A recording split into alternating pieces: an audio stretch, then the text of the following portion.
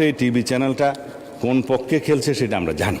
এই যে ইন্টারিম গভর্নমেন্টের সময় দখলদারিত্বের এবং মব সৃষ্টির একটা পায়তারা যে ছিল সেগুলোরও তদন্ত করা হবে। অন্যায্যভাবে যাদেরকে চাকরিচ্যুত করা হয়েছে তাদের সবাইকে চাকরি ফেরত দেওয়ার জন্য একটা তদন্ত পরিচালনা করা হোক। গ্রাহকদের আমানতকারীদের স্বার্থ নিশ্চিত করার জন্য আমরাও বুক পেতে দেবো, শুধু আপনি কেন।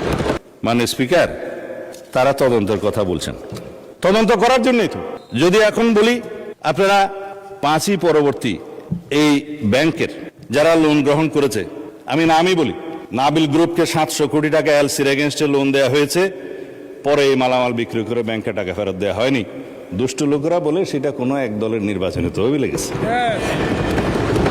এবং তারা একটা টিভি চ্যানেল প্রতিষ্ঠা করেছে এবং সেই টিভি চ্যানেলটা কোন পক্ষে খেলছে সেটা আমরা জানি।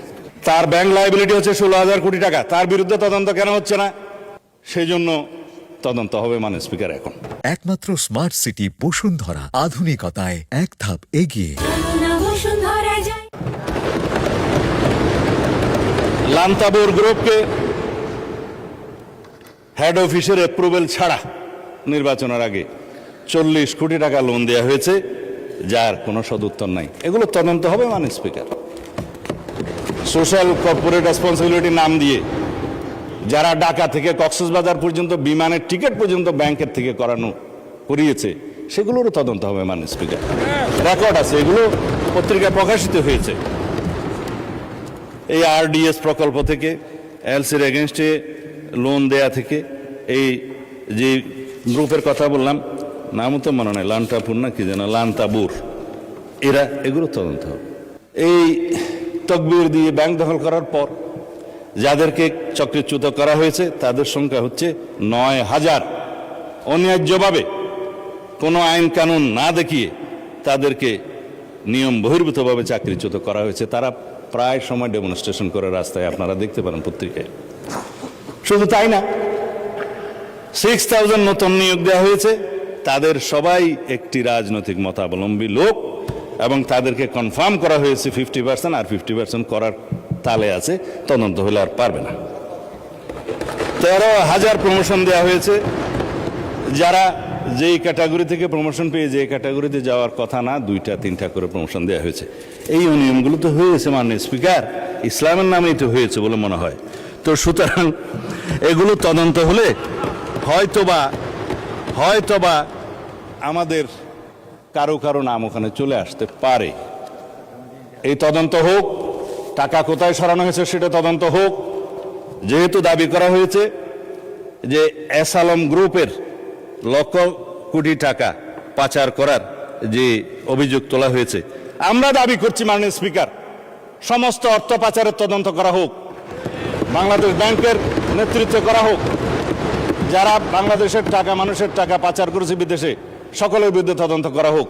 শুধু অভিযোগ দিয়ে ক্ষান্ত হইলে হবে না, কিন্তু এগুলোও তদন্ত করা হবে মানে স্পিকার।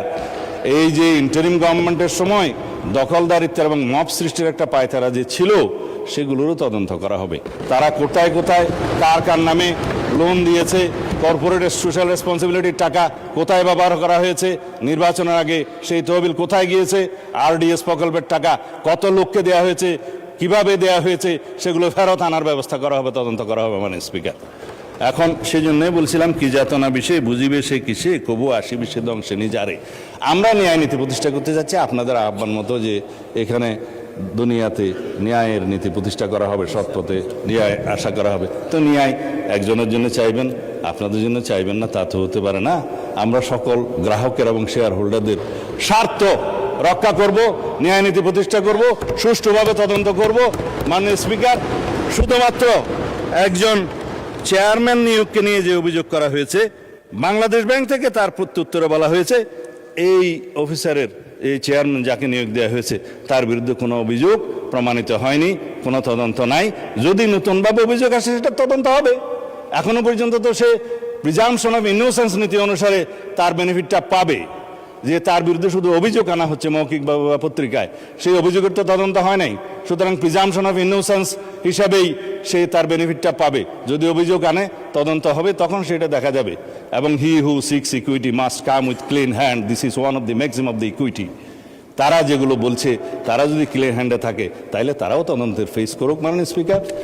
যাদেরকে আজকে ব্যাংক কর্মচারীদেরকে অফিসে ঢুকতে দেওয়া হচ্ছে না এবং কলম বিরতির নামে জবরদস্তিমূলক ব্যাংকে যেয়ে বাধা দেওয়া হচ্ছে, আমাদের কাছে তো ভিডিও আছে।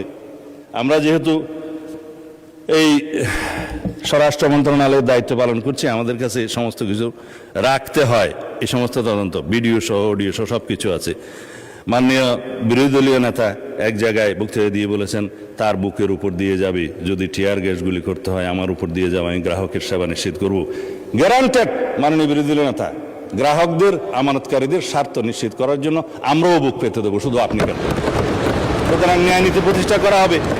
আজকে ইন্টারেস্টিংলি দেখছি আমাদের এনসিপির বন্ধুরা কেউ নাই। আপনারা জামায়াত ইসলামকে কি তারা এনসিপি অ্যাভোর্ড করলো কিনা জানি না, কেউ বক্তৃতাও দেয় নাই। আমি চেয়ারগুলো খালি দেখে বলতেছি মাননীয় স্পিকার। তবে এখানে একটা দাবি রাখি, অন্যায্যভাবে যাদেরকে চাকরিচ্যুত করা হয়েছে তাদের সবাইকে চাকরি ফেরত দেওয়ার জন্য একটা তদন্ত পরিচালনা করা হোক। আর যাদেরকে রাজনৈতিক বিবেচনা চাকরি দেওয়া হয়েছে তাদের কয়টা সঠিক নিয়োগ হয়ে গেছে সে বিষয়েও তদন্ত করা হোক।